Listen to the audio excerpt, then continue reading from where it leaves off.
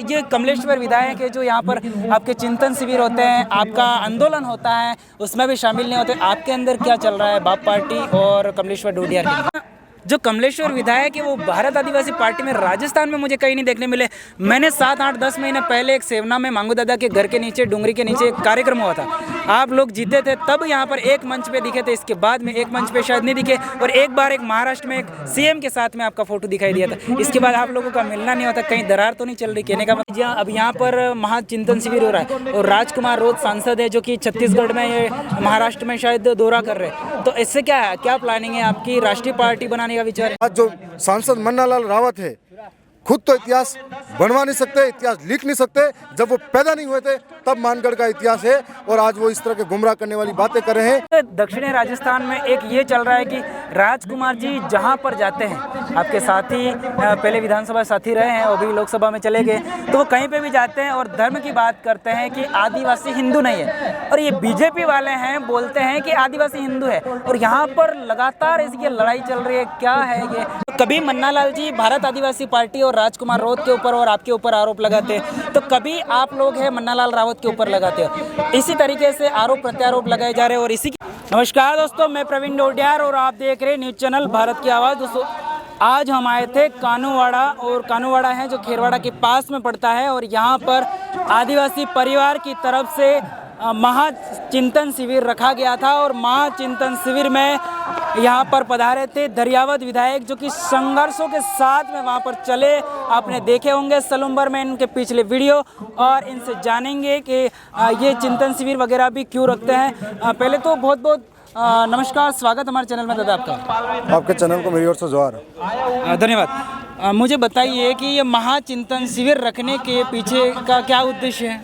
सबसे पहले आपको बता देना चाहूँ, चुनाव से पहले भी हम लोग सामाजिक आंदोलन करते थे, और समाज के अंदर जिस तरीके से आज सामाजिक रूप से हम पिछड़े हुए हैं, आर्थिक रूप से पिछड़े हुए हैं, शैक्षणिक रूप से पिछड़े हुए हैं, और सांस्कृतिक और धार्मिक रूप से हम लोग हमारे अपने सब कुछ छोड़ के दूसरों का अपनाने लगे हैं। हमारी समाज आज जो बेरोजगार हैं वो पलायन करते जा रहे हैं, शिक्षा की कमी है क्षेत्र के अंदर, और कई कुरीतियाँ हैं जो अभी भी पनप रही हैं।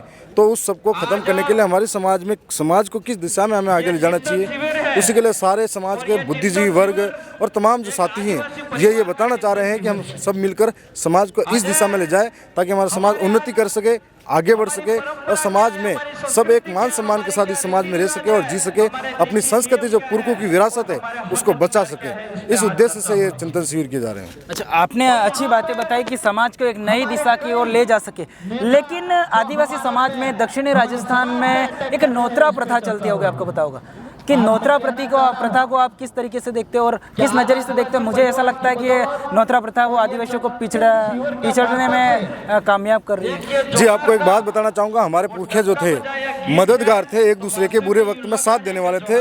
यदि किसी का बारिश के टाइम घर गिर जाता तो एक साथ पूरा गांव इकट्ठा होकर केलू बना लेता, एक साथ पूरा घर बनवा लेता था। इतनी मदद होती थी कि यदि किसी की फसल काटने में पीछे रह गया है तो पूरा गांव एक साथ मदद करता था। वो उसी तरीके का नोत्रा पड़ता है जब कोई आर्थिक बोझ से दबे नहीं, इसलिए बिना ब्याज के छोटा छोटा सहयोग सब करते हैं। ये हमारी नोत्रा पड़ता है, और ये कभी कभी इसलिए मददगार होती है, कोई हादसे का शिकार हो जाता है, एक्सीडेंट हो जाता है, तब भी उसकी मदद करता है नोत्रा पड़ता। कोई शादी में, ब्याह में तब भी मदद करता है, कोई हाजमांद है कोई उसमें तब भी मदद करता है। इसलिए नोत्रा प्रथा हमारे पुरखों ने जो आज तक प्रथाएं चलाई हैं वो कभी व्यर्थ नहीं गई है। वो प्रथा कहीं न कहीं उसके अलग अलग मायने निकलते हैं, तो सबके लिए मददगार हो सकती है। आप कह रहे मददगार हो सकती है, लेकिन बहुत सारे ऐसे लोग हैं जो कि जेवरात गिरवे रखकर नोत्रा करते हैं, और नोत्रा वो भी 1000-2000 रुपए नहीं, 10-10, 20-20, 50-50 हज़ार रुपए नोत्रा करते हैं। जी, ये नोत्रा जो प्रथा है, एक तरीके से ये देखा जाए कि इसको समय समय के आधार पर मॉडिफाई कर दिया गया, और जो चीज़ें होनी चाहिए थे उसके आधार पर आजकल कोई ब्याज में पैसा ले आता है, भरने के लिए भी नोत्रा रखता है, कोई इधर उधर कुछ उल्टे सीधे कर्म कर ले तब भी नोत्रे कर लेते हैं। लेकिन मैं जहाँ तक मानता हूँ ये बहुत मददगार है। और कुछ आपके जो बांसवाड़ा प्रतापगढ़ के नज़दीक वाला कुछ इलाका है जहाँ पर जो नोत्रा प्रथा है उसमें अधिक पैसों की बात आती है। मेरे इलाके में उसको ज़रूरत है, और जितने हैं उतने ही रखते हैं। उसमें कोई वो ऐसा नहीं है कि हम लोग अनाप शनाप रखे, 50,000 रखे, 1 लाख रखे। अगर जिसकी हैसियत 500 की है 500, 200 की 200, इस तरीके से नोत्रा प्रथा करते हैं। अभी यहाँ पर सभी वक्ता भाषण दे रहे थे। उस भाषण में मैंने सुना कि बहुत सारे कह रहे हैं कि आदिवासी बाहुल्य क्षेत्र में बहन बेटियों का जो ब्लड है वो बहुत ज़्यादा प्रेगनेंसी के टाइम में भी कम हो जाता है और लेबर के टाइम, डिलीवरी के टाइम है वो भी ब्लड है वो कम हो जाता है। तो कहीं ना कहीं आदिवासियों को खून किस तरीके से बढ़ा जाए, पोषक तत्व किस तरीके से आदिवासियों की बहन बेटियों में बढ़ाया जाए, इस तरीके से बात करें तो आपके हिसाब से किस तरीके से क्या खान पान खाए तो आदिवासी बेटियाँ, बहन बेटियाँ हैं वो अच्छी सुरक्षित रह सके और हष्ट पुष्ट। मैं एक बात बताना चाहूँगा कि मैं प्रतापगढ़ ज़िले से आता हूँ। प्रतापगढ़ ज़िले के अंदर साल भर के अंदर कहीं लड़कियों की डिलीवरी के वक्त मौत हुई है। आप अगर ट्राइबल बेल्ट के अंदर देखोगे तो कहीं माता बहना जिनके हीमोग्लोबिन की मात्रा लगातार नीचे गिरती जा रही है। इसका एक ही कारण है, हमारी बहन बेटियां जो शुद्ध पौष्टिक आहार खाना चाहिए उसको छोड़ के बहुत सारे उपवास हैं, व्रत हैं, उसमें अपनी खुशहाली देखती है, लेकिन उसका शरीर कमज़ोर हो जाता है। वो जो आज दूसरी चीज़ ये है कि पहले के ज़माने में हर एक व्यक्ति अपने घर में एक खेत के पाली पे या एक खेत पर हमेशा उसकी वाड़ी होती थी। उस वाड़ी में देसी पौष्टिक चीज़ें ही लेके आते थे और सिर्फ नमक लेने के लिए बाजार जाया करते थे। आज वो वाड़ियाँ ख़त्म हो गई है। आज वो उस तरीके से हम लोगों के खान पान बदल गया। हम लोगों के जो हमने बहुत सारे उपवास स्टार्ट कर लिए। मैं नहीं कहना चाहूँगा कौन कौन सी उनकी आस्था है, लेकिन पहले हमारे नवरात्रि के वक्त व्रत होते थे, बीज के वक्त व्रत होते थे, 11 के टाइम व्रत होते थे, 1-3 टाइम होते थे, उसके अलावा इतना नहीं होता था। आज आप देखोगे 4 महीने, 6 महीने, 16 सोमवार सब कुछ होता है। तो इसमें महिलाओं को उस तरीके का खान पान रखना चाहिए जिसमें वो हष्ट पुष्ट रह सके और आदिवासी इलाकों में देसी पौष्टिक आहार मिलता है, लेकिन विदेश बाजार की चीज़ें ला रहे हैं, हमारे खेत में हम पका के खा नहीं पा रहे हैं। तो मेरा यही है कि आप खाओ दबा के, सब कुछ बढ़िया होगा मेरी तरफ।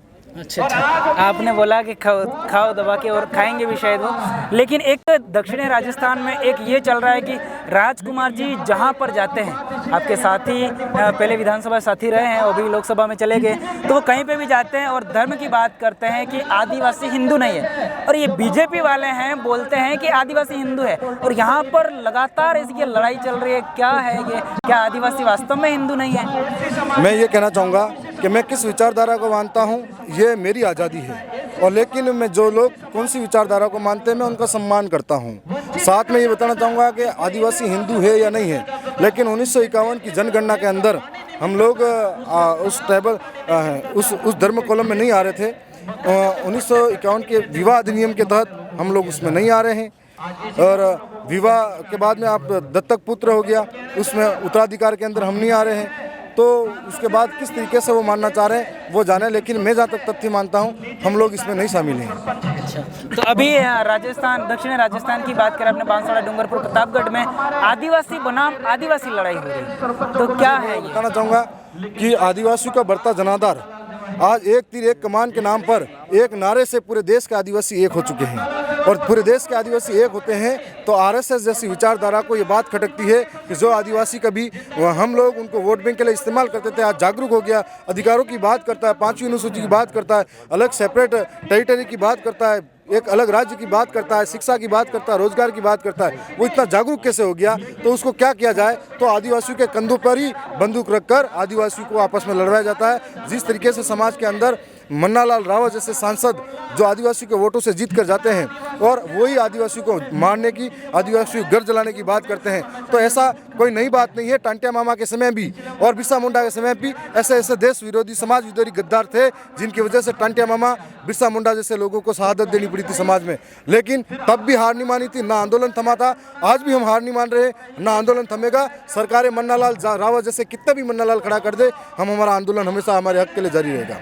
तो अभी जो भारत आदिवासी पार्टी आई है और नई पार्टी आई थी, और इसी पार्टी से आप विधायक बने, तीन विधायक तो यहाँ पर, और एक विधायक है वो एमपी में, और एक सांसद बना दिया। तो ये एक क्षेत्रीय पार्टी है, लेकिन अभी यहाँ पर महाचिंतन शिविर हो रहा है, और राजकुमार रोज सांसद है जो कि छत्तीसगढ़ में, ये महाराष्ट्र में शायद दौरा कर रहे हैं। तो इससे क्या प्लानिंग है आपकी? राष्ट्रीय पार्टी बनाने का विचार है? नहीं, पार्टी राष्ट्रीय बनेगी या नहीं बनेगी, सवाल यह है कि आदिवासियों की स्थिति क्या है। मैं इतनी बड़ी बात आपने पूछी है, मैं बताना चाहूँगा मणिपुर के अंदर आदिवासी है उसकी हालात क्या है, झारखंड के अंदर आदिवासी है उसकी हालात क्या है, छत्तीसगढ़ के बस्तर का आदिवासी आज मर मर के रोज जिंदगी जीता है उसकी हालत क्या है, आज आंध्रा के अंदर आदिवासी उसकी क्या हालत है, आज आदिवासी जो देश के तमाम इलाकों में रहते हैं, चाहे वो मध्य प्रदेश हो, गुजरात हो, अलग अलग इलाकों में, उनकी हालात क्या है, सरकारों ने आज तक उनको इस्तेमाल किया, क्यों उन तक नहीं पहुँच पाए। तो इसीलिए हम लोग एक प्रयास कर रहे हैं कि हमारा प्रयास से जहाँ जहाँ आदिवासी है उनको जगाए, अपने अधिकारों के प्रति जगाए और अधिकारों के प्रति जगे। आदिवासी हर जगह ज़मीन के लिए विस्थापित होता है, हर जगह अपने हक के लिए विस्थापित होता है और उनको हक को मारा जाता है, लूटा जाता है, तब कौन बोलेगा उसके लिए। तो एक ही है कि देश के अंदर आदिवासी को हम जगाने का काम करें। राजकुमार जी छत्तीसगढ़ जाके चुनाव नहीं लड़ेंगे, मैं झारखंड जाके चुनाव नहीं लड़ने वाला हूँ, लेकिन हमारा उद्देश्य है कि देश के किसी भी कोने के अंदर यदि आदिवासी को चोट पहुँचती है तो हमें लगता है हमारे शरीर के किसी हिस्से पे चोट लगी हो, इसीलिए हम लोग उस आदिवासी की आवाज़ की बात करते हैं। अभी यहाँ पर कभी मन्नालाल रावत की बात आती है, सांसद जो कि उदयपुर से हैं और अभी भाषण में भी शायद मन्नालाल जी का ही नाम ले रहे हैं, तो कभी मन्नालाल जी भारत आदिवासी पार्टी और राजकुमार राउत के ऊपर और आपके ऊपर आरोप लगाते हैं, तो कभी आप लोग हैं मन्नालाल रावत के ऊपर लगाते हो। इसी तरीके से आरोप प्रत्यारोप लगाए जा रहे हैं और इसी के बीच इसी के अंतर्गत अभी एक शायद 9वीं क्लास की किताब में मानगढ़ धाम की भील प्रदेश की वाली बात आई थी, तो वो बोल रहे हैं कि भील प्रदेश की मांग है जो गोविंद गुरु महाराज ने नहीं करी थी और उसको संशोधन को लेकर शिक्षा विभाग को शायद उन्होंने लेटर लिखा था, तो उस पर आपके क्या कहना है? मैं ये कहना चाहूँगा, हम आदिवासी, हमारा इतिहास अंग्रेजों की जब इस देश के अंदर हम हमेशा दुश्मनों से लड़े, चाहे वो अंग्रेज हो, ब्रिटिश सरकारें हो या मुगल हो, या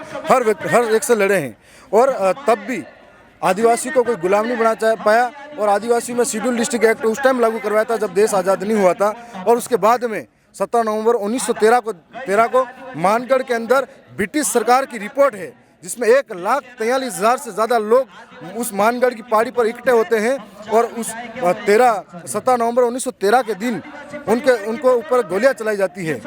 तो सवाल यह है कि क्या वो सिर्फ संप सभा के लिए 1 लाख से ज़्यादा लोग इकट्ठे हुए होंगे?